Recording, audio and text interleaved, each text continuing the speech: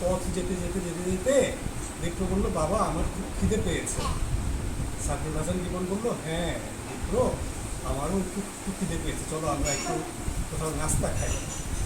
তারপরে তারা পথের পাশে একটা চায়ের দোকান ছিল, সেখানে চায়ের দোকানে মোটরসাইকেলটা রেখে দুজনে বসলো নাস্তা খেতে। হেলমেটটাও রেখে দিছিল। তারপরে হচ্ছে একটা হাতি এলো। তারপরে সে হাতিটা ওই হেলমেটটা দেখে খাবার ভেবে যখনই খেতে গেল, দেখলো ফু, এটা কোনো খাবার না, এটা একটা হেলমেট। তারপরে ওই হেলমেটটা ভেঙে গেল, তারপরে এটা ছুঁড়ে ফেলে গেল।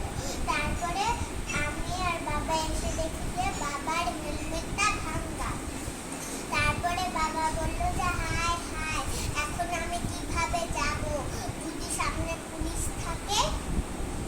হেলমেট ছাড়া তো মোটরসাইকেল চালানো যাবে না, হেলমেট ছাড়া মোটরসাইকেল চালালে পুলিশ ধরবে, গ্রেফতার করবে, তারপরে জরিমানা করবে, জেলখানায় নিয়ে যাবে। মোটরসাইকেলটা নিয়ে যেতে পারে, কি হবে? হায় হায়।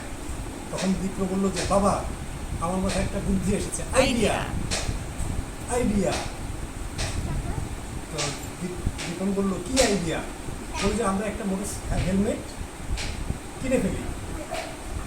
হ্যাঁ, তখন দীপন বললো, আমার হাতে তো এখন এত টাকা নেই, আমার টাকা নেই বলে হেলমেট কিনবো কীভাবে? তখন দীপ্র বললো, আইডিয়া, আমার মাথায় আরেকটা আইডিয়া এসেছে।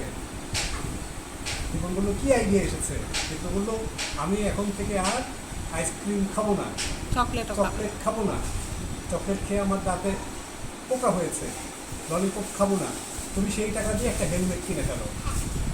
তখন দীপন বললো, ওকে চলো যাই, আমরা একটা হেলমেট কিনে নিয়ে আসি। তারপরে গেল, তারপরে ওই কাজটা করে হেলমেটটা কিনে আমরা চলে গেল তারপরে দাদার বাড়িতে গেল।